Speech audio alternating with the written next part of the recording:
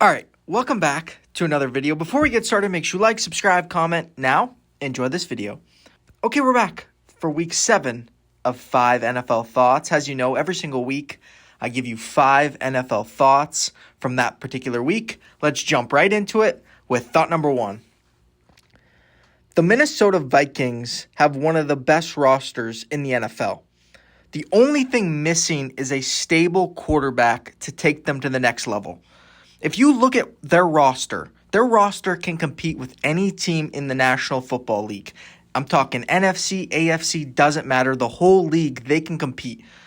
What they don't have is a stable, consistent quarterback.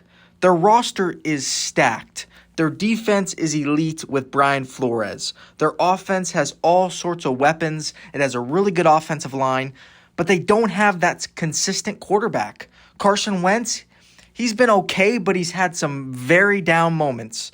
Some moments where you're like, that's not great. And J.J. McCarthy, he's either been hurt or not great. He's had one great quarter of football. Other than that, he's not been good. And this is a team that is title contenders. Like, the Vikings can win the Super Bowl this year, but they need a stable quarterback. And watching them this week against the Philadelphia Eagles, that's what they were missing. Because that roster stacks up against Philadelphia really good. It can go toe-to-toe with Philadelphia at every position, except for quarterback. The quarterback is the problem right now in Minnesota. And Minnesota wants to be true Super Bowl contenders. They have to get a consistent quarterback.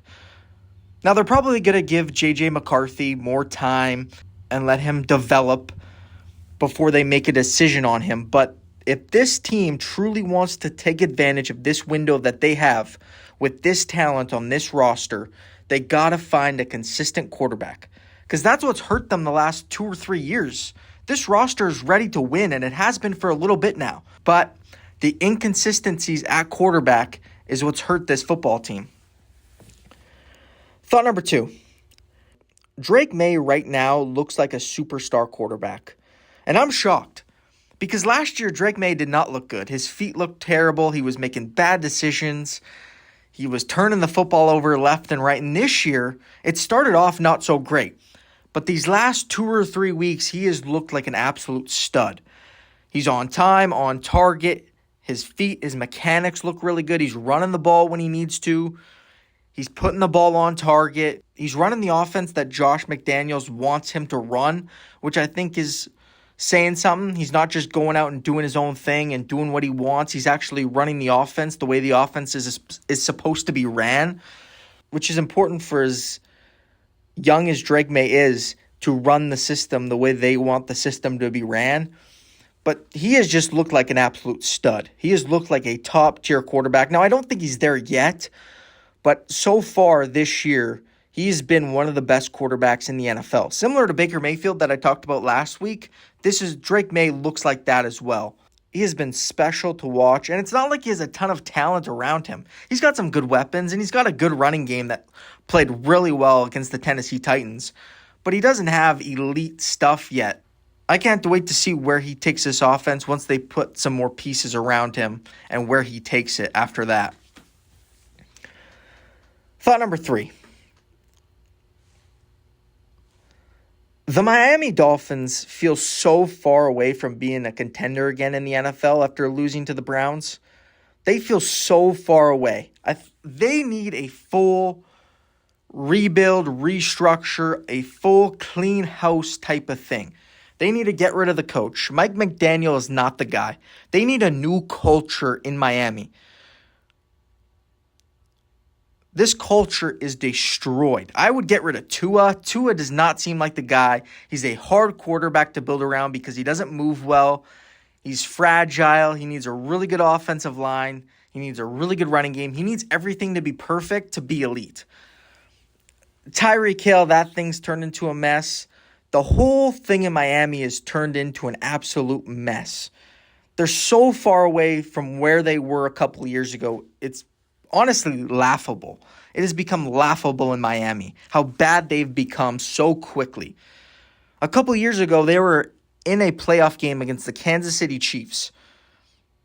And now they feel so far away from even the playoffs. so far away. They have not looked good this year. They look terrible. They look like a terrible football team. They look like the coach has lost the locker room. Everything about Miami looks awful. Everything.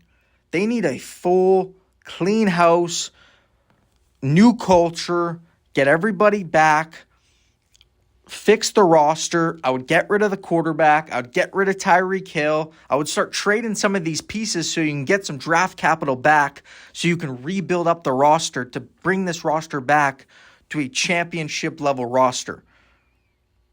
But the first thing you got to do, got to get rid of the coach. That's the reality. I like Mike McDaniel. I think he's a creative mind. He's got some good stuff. But to be a head coach, the first thing you need to do as a head coach is build a culture. And he has not done that in Miami. And that's why, in my opinion, Miami is struggling because it's too loose down there. There's no restraints. Everybody just kind of feels like they do whatever they want down there. There's big problems in Miami right now. Big problems. Thought number 4. The Washington Commanders need to get healthy before you can judge them. Now, I know their performance against the Dallas Cowboys was not good. Jayden Daniels has not looked like Jayden Daniels from last year. We can all see that.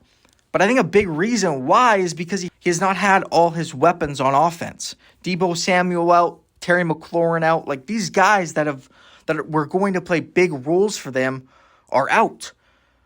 So I think if you want to judge Washington, and I know Washington had high expectations coming into this year, but I think we got to take those expectations a notch down. I don't see them as what we thought they were going to be before the season started because of these injuries. And that's why I don't think we can judge not only the Commanders yet, but Jayden Daniels yet. I know there's some talk about Jayden Daniels, the step back, but when he's had weapons and he's had some of his guys, he's looked really good. But now he's hurt now. Terry McLaurin's still hurt. Deebo Samuel hurt. Like this team has suffered a lot of injuries to some of their big-time pieces. So before you judge them, before you judge Jayden Daniels, let them get healthy first. Then you can judge them. My 5th and final thought here in week number 7, here it is, thought number 5. Cam Ward needs more help around him. Before you say Cam Ward this, Cam Ward that, he just needs more help around him. He needs more weapons. He needs better coaching. He needs a better offensive line. He needs a better defense. Everything in Tennessee needs to get better around Cam Ward before we start to judge Cam Ward as a true quarterback in the NFL. And it's that simple.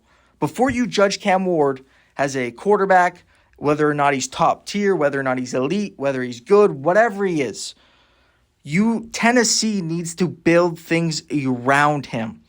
They need more weapons around him. They need a better O-line around him. They need everything better around him before we can judge him. But that's my 5 NFL thoughts. Make sure you like, subscribe, comment, and have an awesome day.